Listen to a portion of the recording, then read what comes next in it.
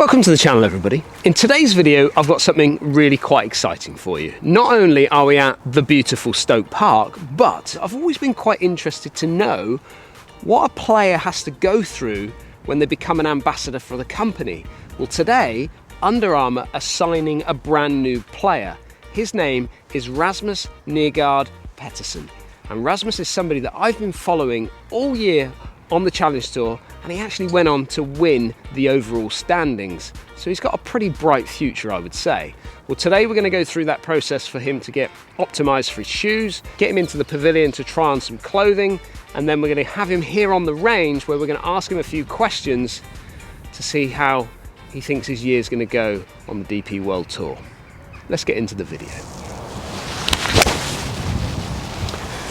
Well, Rasmus, thank you so much for taking the time to come out and have a chat with me. Of course. Nothing too detailed today, all right? We're just going to have a nice chilled out practice session. Yeah. Do you have a routine that you really sort of get involved in? Yeah, I kind of have.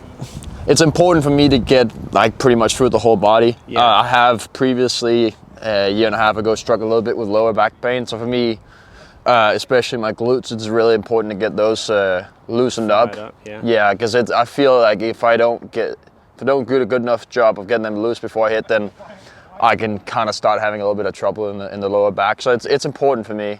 It's something that I've changed my perspective on over the last couple of years since I struggled a little bit with the back pain. A year and a half ago. So it's an important part of my routine. And do you work through the bag? Do you have certain clubs that you pick out? Do you go for one club first and then you work it through? Always go for the 54 first. Always go 54? Yeah, 54 first. I kind of end up hitting 10, 12 shots with it, kind of slow the hitting and like 5 yards further and further and further. Just slowly wrap it up, wrap it up after. And then you work your way up through the bag, up to the driver? Yeah. And then would you go to the putting green before you come to the range? Or Yes. do you go to the putting green just before you tee off? Yeah, so usually I'd go in and stretch. Yeah. Stretch first, so I'm nice and warm. I'll go to the putting green first. Yeah. Then I go to the range, and then I'm usually done at the range about 15-20 minutes before my tee time, so I'll go hit some chips, maybe hit a couple putts, and then off I go. So a hugely successful year on the Challenge Tour this year. Yeah, it's been good. Getting your DP World Tour car, which is amazing, absolutely fantastic. Yeah. I know, I suppose your objective was when you got to Alcanada was to make sure you wrapped it up, which you did. Yeah, that was the main objective. Yeah. Obviously, in the position I was in there on Sunday, obviously you want to take the whole thing, but I'd say I was pretty. It didn't take very long for me to kind of accept, and be happy with what I did. I mean, I still played some great golf that week, but I knew that was kind of the premise of coming there because I'd already played so much golf leading into that week, so I knew it was a big risk, just completely running out of gas. Yeah, for sure. And what would you class, like you're coming obviously into DP World Tour this year, what would you kind of class as, let's say, constitute as a good year, maybe a very good year, and then like an unbelievable year? I think a good year, the way I look at it, one of the big goals I have this year is to win. I want to win out there. It's similar to what I did last year. Yeah.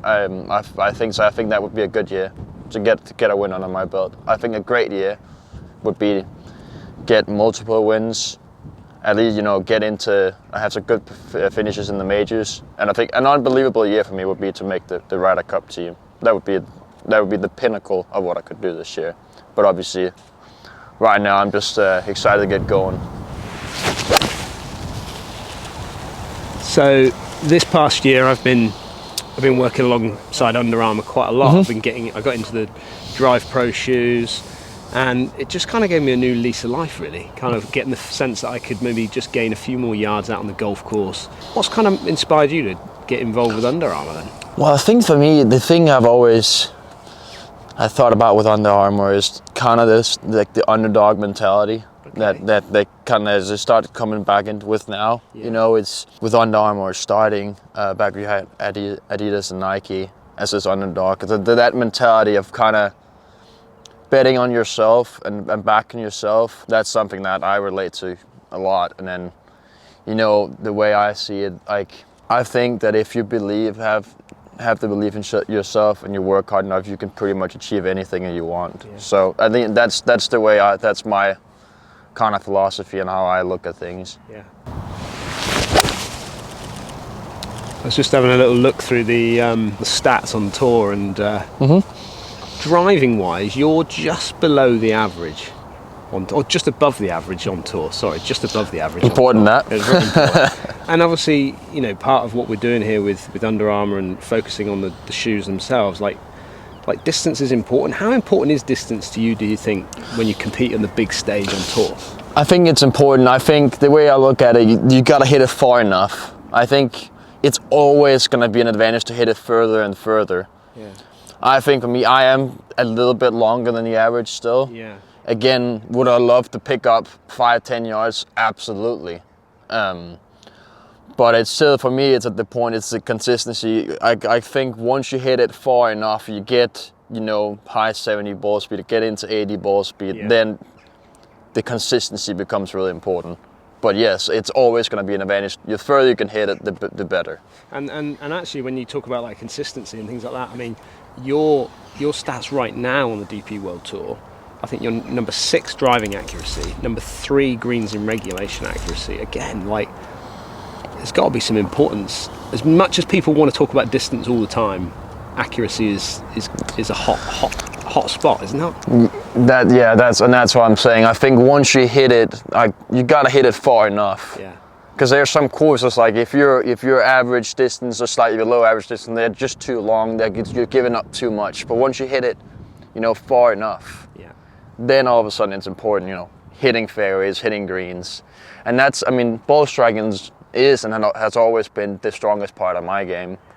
And how I try to separate in the tournament is by being extremely solid tee to green, wearing out the fat sides of the greens, and then just giving myself a lot of opportunities. Is that right? So you don't necessarily attack pins all the time? Are you sort of focusing on more percentage golf, more middle of the green, and sort of work it from there?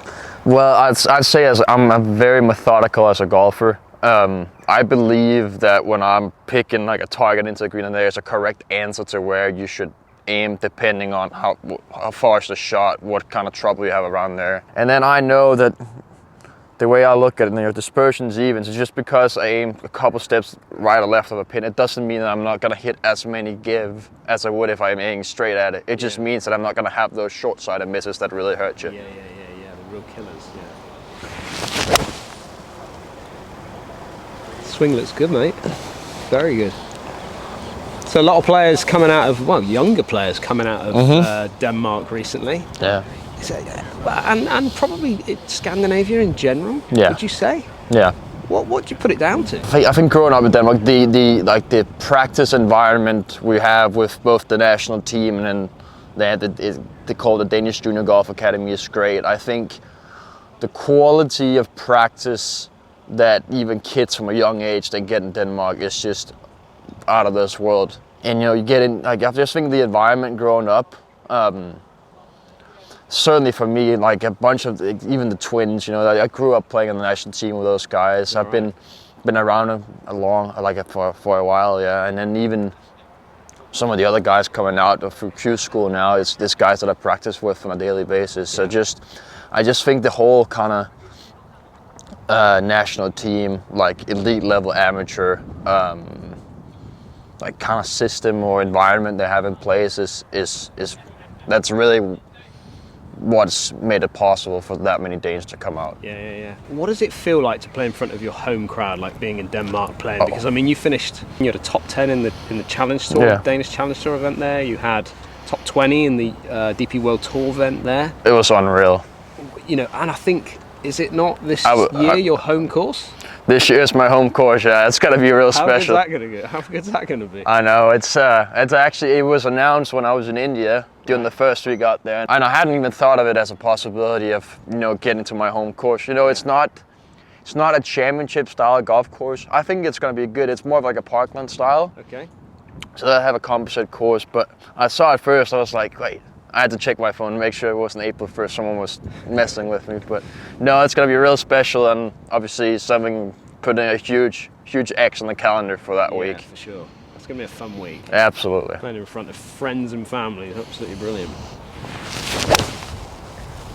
Talking about friends, then, you were Oklahoma State? Oklahoma State, yes. Right, with Victor? Yeah, with Victor. I had we overlapped 1 year, so he was kind of senior when you were coming in, or is it? Well, he was actually a sophomore, but he only stayed 3 years in college. So his last year in college was my first. Because I went to university in the States as well, and best time of my life. Absolutely. What did you sort of draw from it? You know, being away from home, I was saying that was hard because obviously you've got to then almost your friends become closer to you because of that. You're all in the same boat, kind of together a little bit when you're traveling like that. I think, yeah, for me it was. I mean, I loved it. Enjoyed every minute of it. One thing is, you know, you move to, you know, it's a different culture and stuff, but you know, you get really close with your teammates. Yeah. And I have a bunch of friends over there, even non-golfers that, you know, I just met through the university, through, you know, mutual friends that. No, it was great, and I think not only, like, one thing is the fact that the level of college golf right now has been, you know, incredible. Yeah, phenomenal. And they're putting out players that come out and have success right away. Winners on tour. Straight away. I think also just outside of golf as well, I think it helped me mature a lot. Yeah. So I think that's even like just being more mature outside the golf course, that helps me on the golf course as well. Because there's a lot of stuff that when you're playing as an amateur, you don't think about all the practical stuff of being a professional golfer. Like, there's a lot more stuff you have to kind of think about than you would think being an amateur golfer. So what do you think of Stoke Park and the fact that you've just been through your optimization for your shoes? I'm excited. How do they feel? They feel good. Yeah.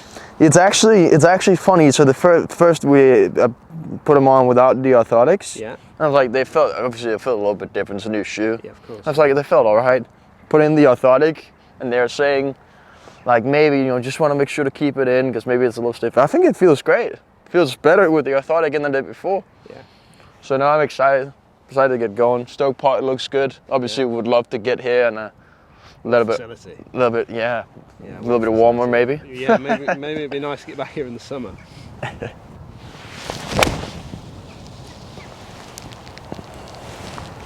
So, last thing I wanted to ask.